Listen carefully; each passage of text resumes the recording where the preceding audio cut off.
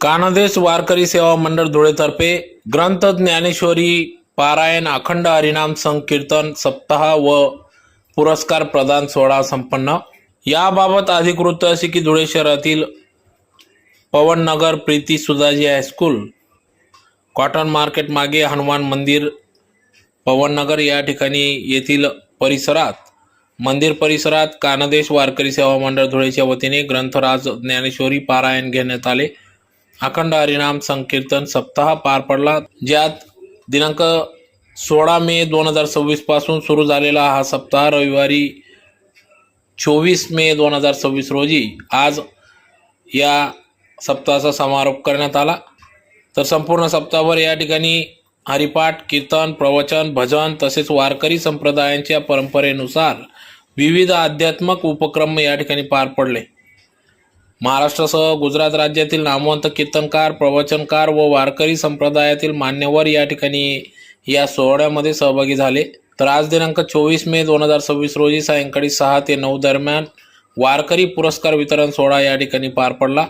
तर यंदाचा हा कानदेश वारकरी भूषण पुरस्कार दिंडोरी जिल्हा नाशिक येथील हबप विश्वनाथजी महाराज कोल्हे यांना राज्याचे पणन व राजशिष्टाचार मंत्री नामदार जयकुमार रावल यांच्या हस्ते धुळे शहर आमदार अनुप अग्रवाल यांच्या प्रमुख उपस्थितीत या ठिकाणी प्रदान करण्यात आले।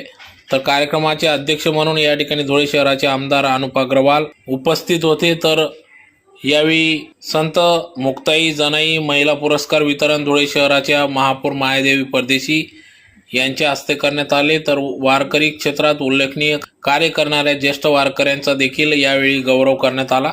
तर कार्यक्रमाप्रसंगी या ठिकाणी धुळे शहर आमदार अनुप अग्रवाल, महापौर मायादेवी परदेशी, उपमहापौर ज्योत्स्नाताई पाटील, प्रफुल्ल पाटील, माजी नगरसेविका वंदनाताई थोरात, नगरसेवक छोटू थोरात, कानदेश वारकरी सेवा मंडळ महिला अध्यक्ष हबप शोभाताई खैरनार, कानदेश वारकरी सेवा मंडळ अध्यक्ष सुधाकर विठ्ठल बोकरे, उपाध्यक्ष रमण अप्पा गवडी, कार्याध्यक्ष डॉक्टर भास्कर पाटील, सचिव सुनील वाघ आदींच्या प्रमुख उपस्थितीत या ठिकाणी सदर कार्यक्रम पार पडला। तर मोठ्या संख्येने या ठिकाणी वारकरी संप्रदायातील वारकरी त्याचबरोबर भाविक मोठ्या संख्येने या ठिकाणी उपस्थित होते। प्रभू कानाचं वास्तव्य या भागामध्ये झाले असल्याने काही कारणानं या कानादेशाचं खानदेश असं उपचार सुरू झाला। तो परत कानादेश व्हावा म्हणून महाराष्ट्राच्या विधिमंडळामध्ये आवाज उठवणारे आपल्या खानदेशचे आमदार आदरणीय अनुप भैया अग्रवाल होते आणि त्यावेळेस आम्ही कानादेशाच्या सर्व विश्वस्तांनी, त्यात प्रामुख्याने रमण गोळे आणि सुधाकर बापू भोकरे यांनी अशी सर्वांना सूचना केली की यापुढे आपण खानदेश वारकरी सेवा मंडळ न म्हणता कानादेश वारकरी सेवा मंडळ असा उपचार करावा आणि मागच्या वर्षापासून आपल्या मंडळाचं नाव आपण खानदेश ऐवजी कानादेश वारकरी सेवा मंडळ असं नामकरण केलं। त्याचं रीतसर आपण धर्मादाय आयुक्ताकडे नोंदणी करण्यासाठी अर्ज दाखल केलेले आहे आणि त्याच दृष्टिकोनातनं आज आपण कानादेश वारकरी सेवा मंडळाचे पाईक म्हणून या ठिकाणी उपस्थित आहोत। गेल्या 25 वर्षामध्ये कानादेश वारकरी सेवा मंडळाने अनेक उपक्रम राबवले। त्यात प्रामुख्याने आपण धुळे जिल्ह्यातील विद्यार्थ्यांसाठी 20 वर्षापूर्वी ज्ञानेश्वरी पारायणाचा कार्यक्रम घेतला। त्यावेळेस संकल्प करण्यात आला होता की किमान 5000 विद्यार्थी ज्ञानेश्वरी पारायणाला बसतील या दृष्टिकोनातून प्रयत्न केला आणि धुळे जिल्ह्यातल्या प्रत्येक शाळेमध्ये, ती जिल्हा परिषदची शाळा असो, खाजगी हायस्कूल असो, ज्यांना ज्ञानेश्वरी वाचता येईल त्या सर्व विद्यार्थिनींना सहभागी करून 8 दिवसाचा सप्ताह आणि ज्ञानेश्वरी पारायण, सर्व विद्यार्थ्यांच्या निवासाची, भोजनाची सर्व व्यवस्था मोफत आणि पारायणामध्ये सहभागी होणाऱ्या सर्व विद्यार्थ्यांना ज्ञानेश्वरी, हरिपाठ, श्रीराम स्तोत्र आणि हनुमान चालीसा आणि तुळशीमाळ त्या ठिकाणी भेट देण्याचा संकल्प केला। 5000 विद्यार्थी 2000 साली त्या ठिकाणी ज्ञानेश्वरी पारायणाला बसले।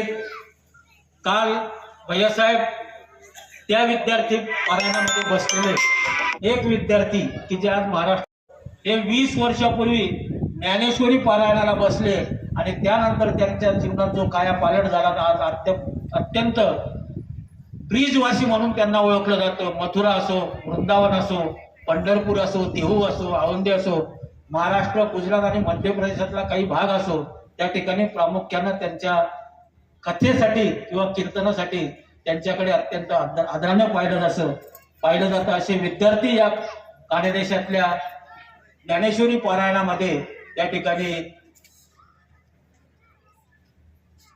तयार झाले. त्यातले अनेक विद्यार्थी आजही भेटतात की मी ग्रामसेवक आहे, कोणी PS आहे, कोणी शिक्षक आहेत, कोणी प्राध्यापक आहेत आणि ते अभिमानाने सांगतात की आजही आमच्या गळ्यात तुळशीची माळ आहे. आणि चांगला वारकरी घडवण्याचं काम कानादेश वारकरी सेवा मंडळाच्या माध्यमातून आम्ही करण्याचा प्रयत्न केला. त्यानंतर गेल्या 25 वर्षामध्ये युद्धामध्ये सीमेवर जे जे वीर शहीद झाले त्या वीर पत्नींचा आणि त्यांच्या वीर माता पितांचा सत्कार, त्यांचा सन्मान करण्याचा कार्यक्रम सुद्धा आम्ही 2 वर्षापूर्वी कानदेश वारकरी सेवा मंडळाच्या माध्यमातून या धुळे शहरात घेतला. अनेक ठिकाणी कीर्तनाच्या माध्यमातून जागृती करण्याचं काम कानादेश वारकरी सेवा मंडळाच्या माध्यमातून आम्ही सातत्यानं करत आहोत.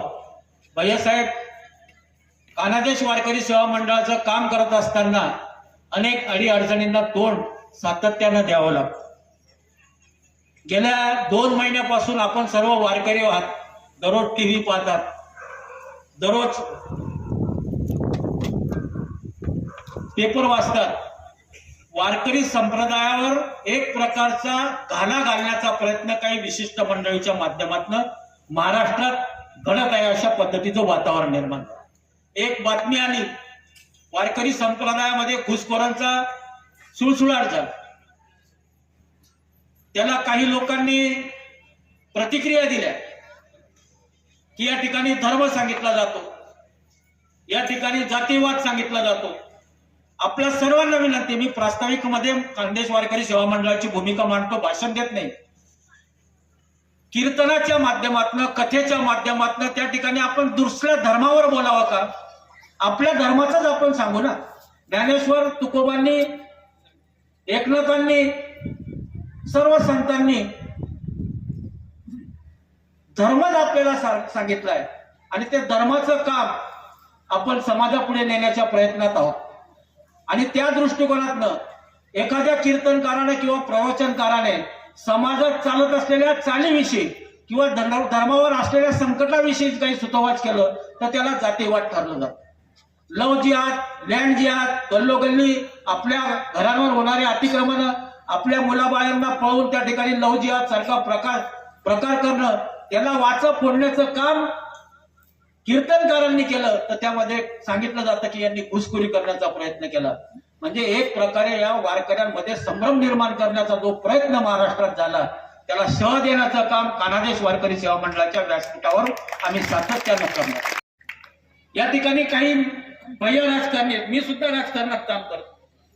बरीच मंडळी अशी आहेत की राजकारणात काम करतात. आम्ही एखाद्या वेळेस हिंदुत्वात सांगितलं तर तुम्ही आम्हाला राजकारणात यांचं राजकारण करतात. परंतु संतांवर लोकांचा विश्वास, संत जे सांगतील लोक त्याच्यावर विश्वास ठेवतात. याच कीर्तनकारांना कसं वागावं, लव जिहाद पासून कसं वाचावं, लँड जिहाद पासून कसं वाचवावं या दृष्टिकोनातून मार्गदर्शन केलं तर याचा जातीवाद कुठे आला. म्हणून वारकऱ्यांना माझी विनंती आहे, हे जे नाठाळ लोक आहे, धर्माचे पालन करणे पाखंड शह देण्याच्या दृष्टिकोनातनं आपण एकीनं वागलं पाहिजे. कोणाची ताकद आपल्या तुकोबा, ज्ञानोबा, पंढरपुराचा पांडुरंग म्हणे मटण खातो, इतक्या खालच्या पातळीवर बोलतो. आमच्या पांडुरंग आम्हाला मटण खायची परवानगी देतो, इतक्या खालच्या पातळीवर आपल्या पांडुरंगावर बोललं जातं, तरी आपण गुपचूप राहतो. ही परिस्थिती आता बदलायची गरज आहे. म्हणून कानादेश वारकरी सेवा मंडळाच्या माध्यमातून आम्ही जे काही करण्याचा प्रयत्न केला, मध्यंतरी मी बोलणार नव्हतो पण बोलावं लागतं. आपल्याच काही लोकांच्या चुकीमुळे वारकरी संप्रदाय बदनाम होण्याचा प्रयत्न झाला. म्हणजे लातूरला जो प्रकार झाला आपण सर्व वाचतात. काही लोक आम्ही त्या कार्यक्रमाला विरोध केला म्हणून धुळ्यात आमच्यावर नाराज झाले, सुदर्शन दादांवर नाराज झाले. एवढा मोठा चांगला कार्यक्रम होतो तुम्ही विरोध करतात, पण आम्हाला त्याची कल्पना होती पुढे काय घडणार आहे. आपल्याही धुळे जिल्ह्यात एखादा शिवणीकर तयार होईल का अशा पद्धतीची परिस्थिती त्या काळात निर्माण झाली असती. म्हणून आम्ही धुळे जिल्ह्यातल्या वारकऱ्यांचे 50 कोटी रुपये वाचवण्याचं काम केलं. धर्माच्या नावावर, वारकऱ्यांच्या नावावर या ठिकाणी येणारा कार्यकर्ता भैया स्वतःच्या खर्चाने आला. आम्ही जे कार्यकर्ते या ठिकाणी कार्यक्रम उभं करतो, आमचे विश्वस्त मंडळ आपल्या सरकारच्या मदतीने आम्ही गावोगावी कधीच पैसे पावती फाडून कार्यक्रम करत नाही. आणि कार्यक्रम केल्यानंतर 10व्या दिवशी आमच्या व्हॉट्सअपला आमच्या वारकरी मंडळावर झालेल्या खर्चाचा पै ना पै हिशोब करतो. भैयासाहेब आमच्यावर असं का की मागच्या वर्षी तुम्ही अध्यक्ष होते, आमच्यावर असं की भैया साहेबांनी सर्व खर्च केला. भैया साहेबांनी आम्हाला 10 वेळा सांगितलं, भैया काय लागेल भाऊ तुम्ही असेल काका आम्हाला सांगा. आप्पांना सांगितलं, भैया साहेबांना आम्ही सांगितलं आम्हाला मदत नको, आम्हाला धुळे जिल्ह्यात वारकरी भवन पाहिजे, मोठ्या बाबांच्या नावानं वारकरी शक्तीपीठ पाहिजे. आणि भैयांनी त्या दृष्टिकोनातून अत्यंत जलद पद्धतीने प्रयत्न करून तुम्हाला 1-2 महिन्याच्या कालावधीमध्ये त्याच्यामध्ये निश्चितपणे या वर्षात वारकरी भवनाच्या दृष्टिकोनातून वाटचाल चाललेली दिसेल याची आम्हाला मनोमन खात्री आहे. म्हणून आजच्या दिनी ज्या ज्या वारकऱ्यांनी, ज्या ज्या युवा वारकऱ्यांनी, ज्या ज्या महिला वारकऱ्यांनी वारकरी संप्रदायासाठी जे अनमूल्य असं योगदान दिलेलं आहे त्यांचा यथोचित सन्मान करणं हे आपलं आद्य कर्तव्य म्हणून आजचा हा कार्यक्रम या ठिकाणी तुमच्या सन्मानाच्या दृष्टिकोनातून आयोजित केलेला आहे. व्यासपीठावरील उपस्थित अखंड हरिनाम कीर्तन सप्ताह व पुरस्कार प्रदान सोहळा 2026 या ठिकाणी ठेवण्यात आलेला आहे. आणि अशा पावन कार्यक्रमाला एवढ्या मोठ्या मोठ्या संतांच्या उपस्थितीत या ठिकाणी मला बोलवलं त्याबद्दल सर्वात प्रथम मी कानादेश सेवा वारकरीच्या सर्व विश्वतांचा मनापासून आभार व्यक्त करतो. आणि आपण या कानादेशच्या प्रत्येक तालुका जिल्ह्यावरनं आलेल्या सर्व वारकरींचा माझ्या या धुळे शहरात आपलं सर्वांचं मनापासून स्वागत करतो. सुनील भाऊंनी आता प्रास्ताविक मध्ये भरपूर काही गोष्टी सांगितल्या. काही लोक म्हणतात का वारकरी समाजामध्ये घुसखोरी झालेली आहे, वारकरी समाज धर्माविषयी बोलतात, कीर्तनकार धर्म शिकवतात. संतांचं आणि कीर्तनकारांचं कामच हे आहे का त्यांनी जनतेला असं प्रबोधन द्यायचंय का ते आपल्या धर्माला शोभेल असं प्रबोधन द्यायचं. हिंदू आहेत, सर्व कीर्तनकार हिंदू आहेत, तर मग ते हिंदूच धर्माविषयी सांगतील का तुमच्या धर्माविषयी सांगतील? जर आम्ही हिंदू आहोत, सनातनी आहोत, तर आम्हाला त्याचा गर्व असलं पाहिजे. आणि तो गर्व मला तर नक्कीच आहे का मी सनातनी धर्मात पैदा झालेलो आहे. मित्रांनो, आजच काही गोष्टी घडलेल्या आहेत, आपल्या या कानादेशामध्येच घडलेल्या आहेत.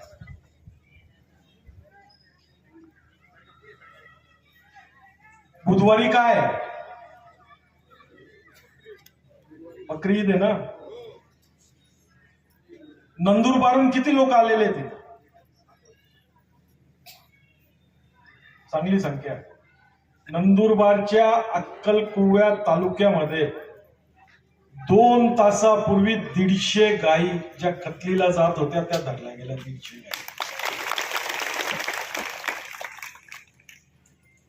4 तासापूर्वी एका छोट्या स्विफ्ट गाडीमध्ये धुळ्यात स्टेशन रोडवरती 2 गायी आम्ही धरल्या आणि ती पूर्ण गाडी त्या कार्यकर्त्यांनी त्या ठिकाणी पोहोचली. कुठल्या धर्मात सांगितलंय का गाईला मारा? गौ मातेला आपण आई मानतो ना, जोरात सांगा, मानतो का नाही? मग आपली आई जर कापली गेली तर आपण सहन करणार आहोत का फक्त बोलायला गौ माता म्हणतो आपण?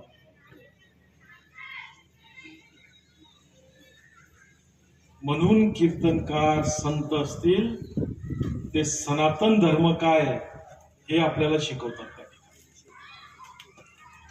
तुम्ही तुमचा जो त्योहार असेल तो मनवा, आमचा विरोध नाही, पण आमच्या गौमातेला हात लावला तर याद राखा.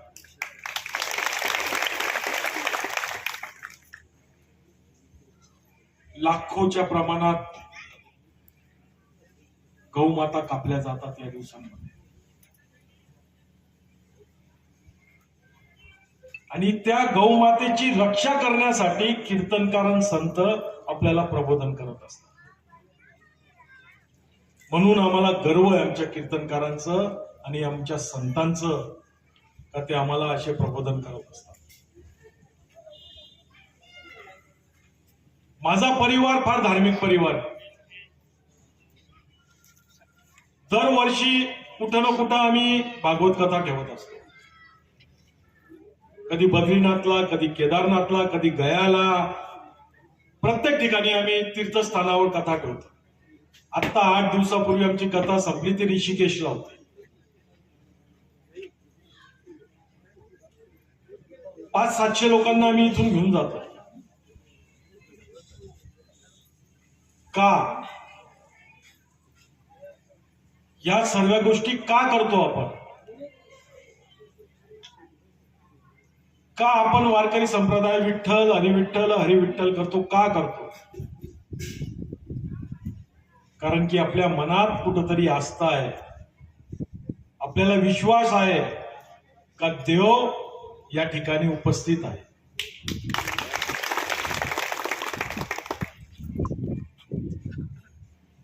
काही किती देव आहेत आपले? 33 कोटी देवी देवता आहेत. गुगलवर टाका, कोणत्याही देवाचं नाव, फोटो येऊन जाईल सर्व. बाकी लोकांचा दाखवा बरं मला फोटो आहे का? म्हणून आपला सनातन धर्म हा श्रेष्ठ धर्म. अशा धर्मात आपण जन्माला आलो, आणि जी आपली संस्कृती आहे, पर स्त्रीला आपण आई मानतो, बहीण मानतो, मुलगी मानतो, पण काही धर्मांमध्ये बहिणीलाच बायको मानतो. आपल्या धर्मात ते नाहीये, म्हणून आपला धर्म हा श्रेष्ठ धर्म आहे. मित्रांनो,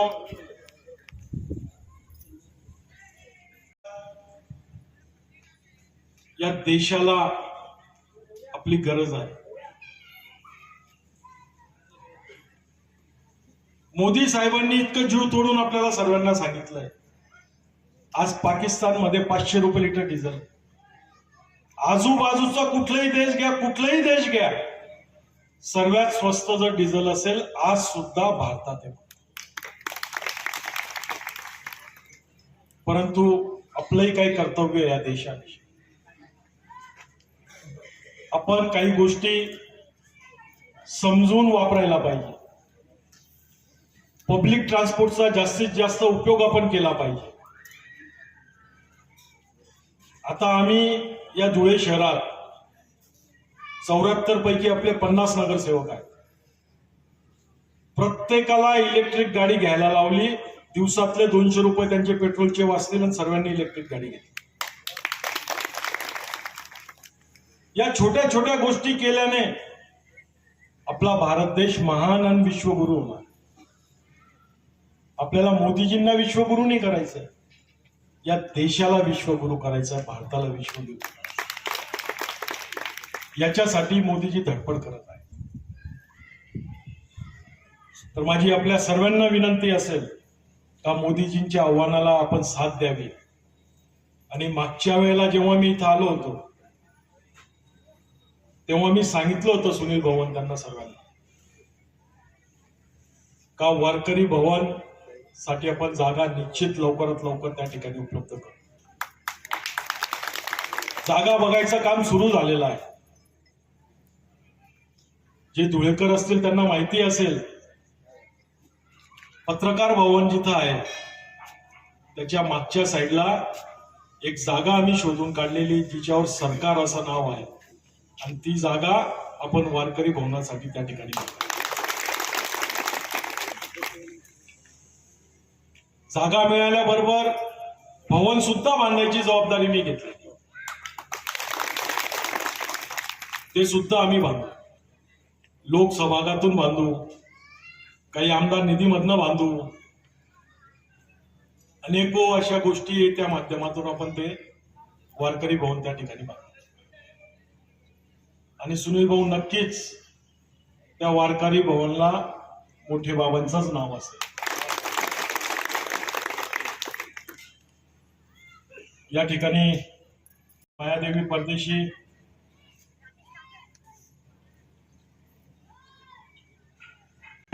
माऊली, सुदर्शन महाराज, सतीश महाराज, आमचे प्रेरणास्थान भाऊ रुद्र, विश्वनाथ महाराज, गोपाल महाराज, प्रणवगिरी महाराज, बेलदार महाराज, कैलास भाऊ पवार आणि खानदेश वारकरी समाजाचे आमचे हिरामनप्पा असतील, सुनील भाऊ असतील, छोटू भाऊ थोरात, अध्यक्ष सुधाकर काका भोकरे आणि सर्वच कानादेश वारकरी